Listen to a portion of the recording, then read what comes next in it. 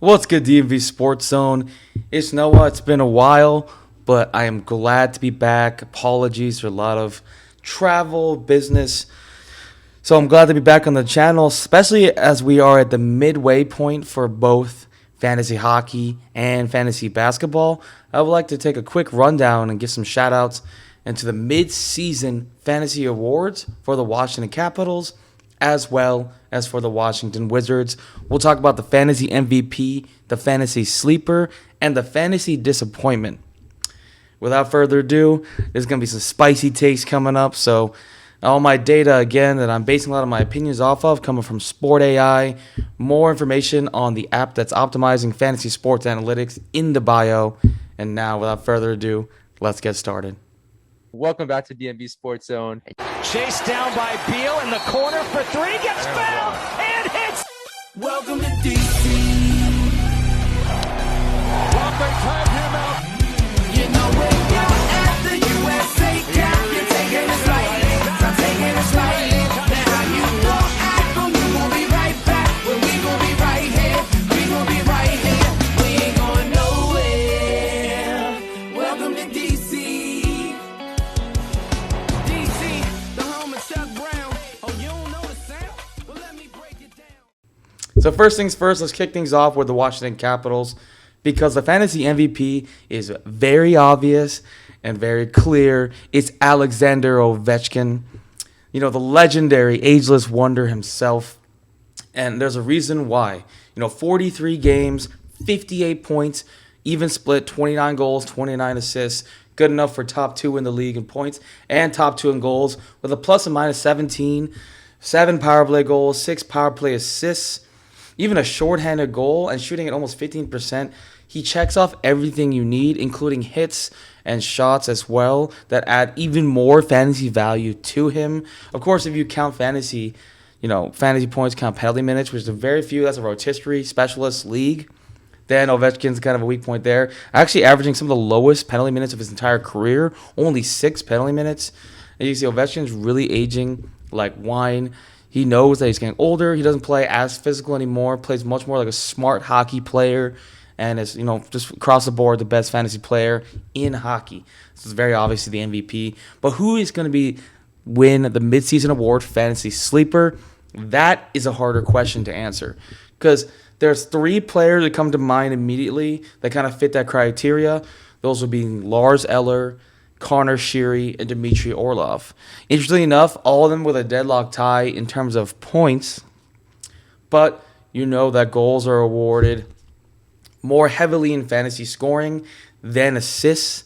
So if you want to go off that metric so far, then you got Connor Sheary with 10 goals, which leads the pack.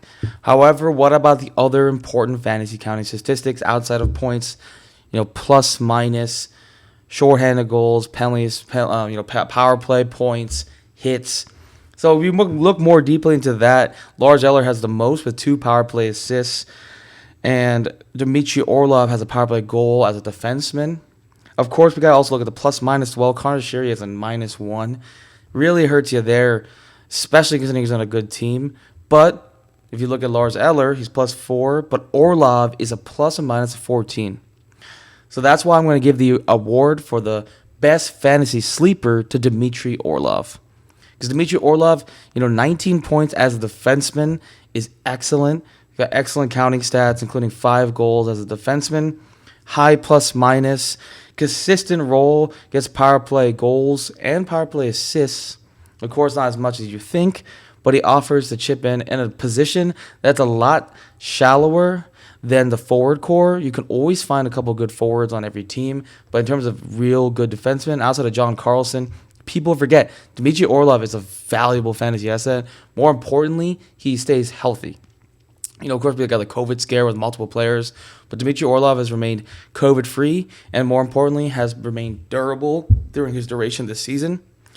So when you look more deeply into the numbers, it's pretty obvious that Dmitry Orlov will win that fantasy sleeper award for the midseason so far for the Capitals. But who's the biggest fantasy disappointment? Unfortunately, that's going to have to go to my boy, Nicholas Backstrom. It's not nothing of his own doing. His 8 points in 10 games was pretty good, including 3 power play assists, but that's the key. He's only been available for 10 games this season. Considering his average draft ADP was anywhere from the 3rd to the 5th round, depending on your depth of league, that's a pretty high draft capital investment that you're putting in Nicholas Backstrom, and so far hasn't delivered. He's been marred with injury. Of course, his offense hasn't slowed down, but sometimes the best counting stat is availability, only playing 10 games this season. Of course, he can turn things around now that he's finally starting to get a little bit healthier, and with that line with Alex Ovechkin or Yevgeny Kuznetsov. But unfortunately, at this point, he is going to be the fantasy disappointment. So far, the midseason, only playing 10 games, not going to help you out there. So I hope you agree with those choices. I know it's a little spicy with the Orlov, but hopefully I broke that down. I'm pretty confident in my picks, and going forward, I wouldn't be surprised if it finishes the same way as it began for the first half. Backstrom might turn things around, but if you drafted, in the 3rd round, even if he comes back healthy with a strong second half of the season, he's not worth that ADP because he only played 10 games in the first half.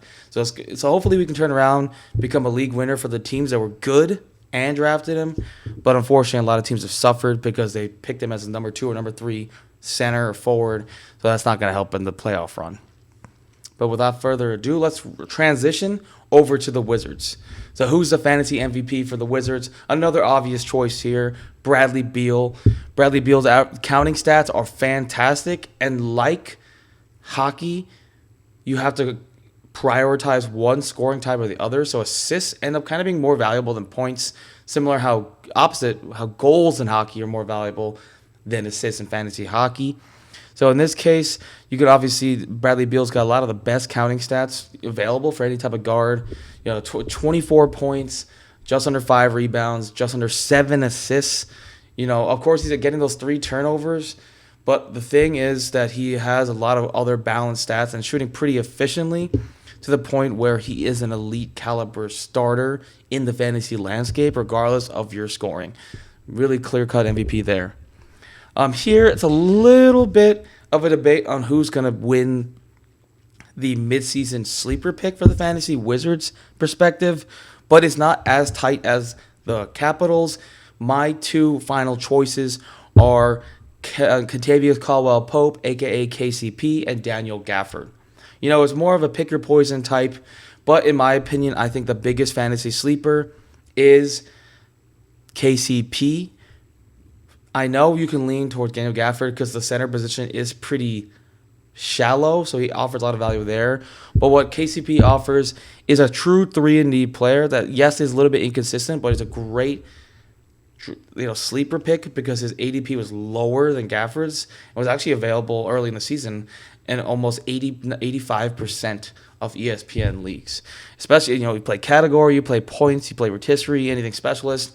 Then you would really like what KCP offers, brings to the table. With 11 points per game, just under 4 rebounds, 2 assists, a steal a game, as well as averaging just around 2 threes a game. He's offering a lot of different scoring to your lineup. And, of course, he's inconsistent, but he has the potential to have a big game. We've seen that. And more importantly, he stayed healthy. There was a huge COVID scare throughout the entire season. Of course, it's still going on. But Kentavious Caldwell-Pope's role has remained stable. He's played 44 games and started every single one of them. That kind of brings to the point maybe you could put Kyle Kuzma in there, but Kyle Kuzma's name, reputation, he was already drafted in over 70% of leagues. It wasn't like he was that big of a sleeper. Of course, you could also mention Denny Avdia as well. But in this case here, you got KCP, who is more consistent, more durable, and offers harder counting stats, which are 3s. Surprisingly, in a league obsessed with 3s, it's actually very hard to find fantasy players that consistently hit multiple 3s a game. And also the steals is a huge plus as well. Of course, he takes a little bit of hit on the field goal percentage, but like you said, who's the best sleeper? Weighing different options, you have Kentavious Caldwell-Pope as the midway season sleeper pick award winner. In terms of final point disappointments, we're going to have to go similar path to the Nicholas Backstrom route. It's a 2-way tie, Rui Hachimura and Thomas Bryant. So both of them, yes, they were coming into the season injured, but their recovery was much slower than anticipated. Yes, they weren't drafted in a whole lot of leagues, but the reality is they were pretty disappointing. But, little plot twist, my pick for fantasy disappointment so far has been Spencer Dinwiddie. The reason for that is Spencer Dinwiddie ADP was even higher than Backstrom. He was averaging around the 75th pick in most drafts, which is anywhere from even the second all the way to the third round. That's pretty high draft ADP for a player that, first of all, hasn't stayed entirely healthy, has sat back-to-backs recovering from his injuries, of course, averaging just under 14 points, just under 6 assists, just under 5 rebounds. Sounds very well-rounded, but, his steal numbers have gone down. His just hasn't been the same player. You want a big impact player, and his field goal percentage at times is atrocious, very inconsistent. So there are moments where he's really shined through and looked like he was worthy of that second or third round draft pick.